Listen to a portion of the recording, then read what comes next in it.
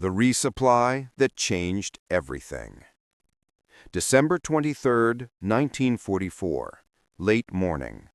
On a frozen hill overlooking Bastogne, a German observer from the 26th Volksgrenadier Division steadied his field glasses.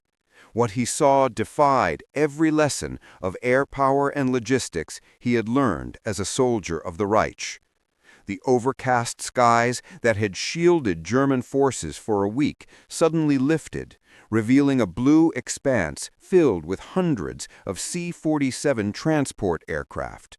It was not a few dozen planes delivering emergency aid. It was an airborne armada. More than 240 aircraft swept across the Belgian sky in disciplined formation, each one releasing waves of colored parachutes that blossomed above the besieged town like a winter rainbow. The German soldier murmured in disbelief, "My God, the sky is full of them." Until this moment, the Germans believed the encircled American troops in Bastogne were doomed. For days, the bad weather had prevented any aerial resupply. But now the sudden clearing revealed the full reach of Allied air superiority and transformed German confidence into a creeping realization that their assumptions were dangerously flawed. The Luftwaffe, which had once dominated European skies, could no longer mount even a fraction of such an operation. What the Americans accomplished in a single day surpassed anything Germany had attempted since before Stalingrad. The offensive they thought would change the war. The sight was all the more demoralizing because the offensive, Operation Wacht am Rhein, had begun only a week earlier with enormous confidence. At dawn on December 16, 1944, after a massive 90-minute artillery barrage from more than 1,600 guns, German units surged across an 80-mile front in the Ardennes. Soldiers were told this was Germany's last great chance to reverse the course of the war, a bold strike planned personally by Adolf Hitler. They were assured that the Americans were soft, inexperienced, and spread thin in what was considered a quiet sector. Among the advancing units was General Major Heinz Kokot's rebuilt 26th Volksgrenadier Division, a formation made up of a handful of hardened veterans mixed with Luftwaffe and naval personnel pressed into infantry service. Despite these shortcomings, morale had been high. They had been promised surprise, new weapons, and the prospect of repeating the brilliant encirclements of 1940. In the initial days, those promises seemed fulfilled. The Americans, believing the attack was a small counterstroke, were completely caught off guard. Several U.S. positions collapsed, units fell back in confusion, and German armored spearheads tore westward with impressive speed. For a moment, the roads to Antwerp looked open. The key to this advance, the point where 7 major roads converged, was the crossroads town of Bastogne. The race to Bastogne. By December 18th, German armored columns under General Hasso von Montefell were racing toward Bastogne, convinced they could seize it quickly and then push toward the Meuse River. Bastogne's importance was obvious to both sides. Whoever held the town controlled movement across the region. Montefell assigned responsibility for taking Bastogne to Luttwitz's XLVII Panzer Corps, which planned to smash through the thin American lines with 2 divisions, leaving a third in reserve. But as the Germans neared the town, they encountered something unexpected. The Americans were not breaking apart. They were fighting delaying actions, blowing bridges, creating roadblocks, and falling back in organized fashion.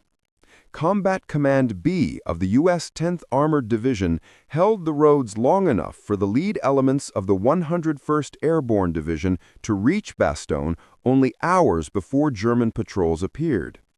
The paratroopers arrived exhausted and poorly equipped for winter combat, but their timely arrival created a defensive perimeter that would become legendary. The encirclement.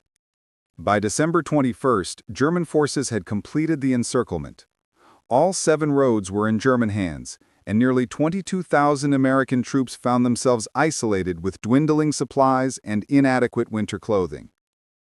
The Germans believed the Americans could hold out only a few days. Temperatures plunged below -10 degrees Celsius, medical supplies were nearly gone, and ammunition was critically low. To the German High Command, the situation appeared to mirror Stalingrad in reverse. Now it was the Americans surrounded, not the Germans. Confident of victory, the Germans delivered a formal surrender demand on December 22nd. The message offered honorable terms, but threatened total destruction if the Americans refused. The reply? Nuts, confused and infuriated German officers. Kokot later admitted that the refusal seemed insane, not brave. No surrounded army, outnumbered 5-1, had ever responded so dismissively. The sky opens. The next morning, December 23rd, revealed the fatal misjudgment. Sunshine returned for the first time in a week. As German troops basked gratefully in the unexpected warmth, a distant drone began growing in intensity. At 6:45 a.m., Pathfinder teams left England to mark the drop zones. By 11:50, the main force arrived. 241 C-47s streaming across the sky in perfect intervals, barely 1,000 feet above the ground. German anti-aircraft crews opened fire immediately. 88mm guns boomed, 20mm cannons rattled. Machine guns filled the sky with tracers. 14 transport planes were shot down or crashed from damage. Yet the vast majority pressed on through the explosions, determined to drop their cargo even as pieces of aircraft rained onto the forests below. One burning C-47 was seen continuing steadily until its crew unloaded the last of its bundles before crashing. Logistical shock.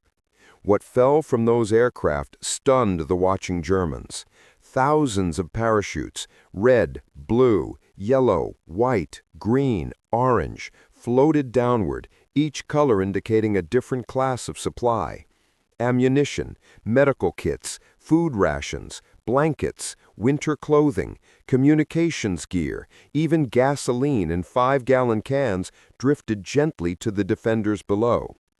By evening, American units were reporting enormous resupply figures. Hundreds of thousands of rations, hundreds of gallons of fuel, and vast amounts of ammunition delivered in a few hours. Artillerymen were firing shells in the afternoon that had been dropped from the sky minutes earlier. Then came the gliders. Towed in by additional C-47s, they brought heavy equipment that couldn't be parachuted, complete surgical teams. The return of the fighter bombers. As if this airborne display were not enough, the clearing weather also brought back the feared American fighter bombers. P-47 Thunderbolts screamed down on German columns, ripping through supply convoys, armored vehicles, and even groups of infantry. The roads that had been safe for a week became killing zones. German mobility, essential to the offensive, ground to a halt. The psychological effect was immediate. The resupply showed that the Americans could sustain the defense indefinitely. The fighter bombers proved that German forces were once again